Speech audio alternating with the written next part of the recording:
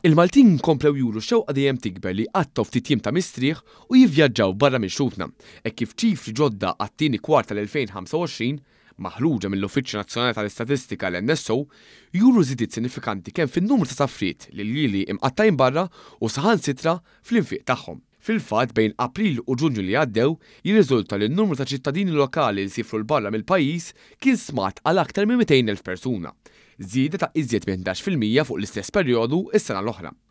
Kif mistenni, l-Anewlini għas-safar kien għall-btala, segwit minn żjarat li ħbieb u qraba. Il-biċċa kbira ta' dawk li sifru minn fostna kellhom bejn il-25 u l-44 sena, segwiti minn dawk ta' bejn il-45 u l-64 sena. L-Italja baqgħet id-destinazzjoni l-aktar popolari għal Maltin u l-Awċin. Waqt li kemm is-safar lejn il-pajjiżi tal-Unjoni Ewropea stess kif ukoll lejn l-oħrajn terzi żdiedu b'10.8% u 14.1% rispettivament.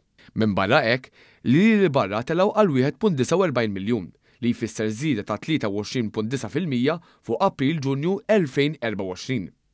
Il-medja ta' żmien li l-Maltini qattaw barra kienet ta' aktar minn ġimgħa jew 7.1 il-jieli. Mill-lat finanzjarju, l-infiq totali tal-Maltin li sifru bejn April u Ġunju qabeż il-200 miljun euro, li ras għal ras jfisser medja ta' kważi 1,000 euro għal kull persuna. L-istess statistika turi li meta wieħed iħares l-ewwel 6 xhur ta' din is-sena, is-safar kollu tal-Maltin laħaq kważi l-400,000 persuna, żieda ta' 6.1% fuq l-istess perjodu tas-sena ta' qabel.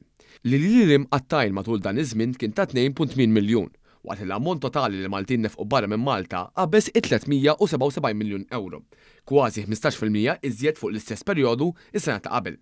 Dawn iż-żidiet fost il-Maltin li jażlu jivvjaġġaw anke aktar fit-tul u jonfqu iżjed fil-vakanzi tagħhom jiġdu wkoll il-livell tajjeb ta' ixjiem mod ġenerali, anke fil-perjodu ta' sfidi internazzjonali.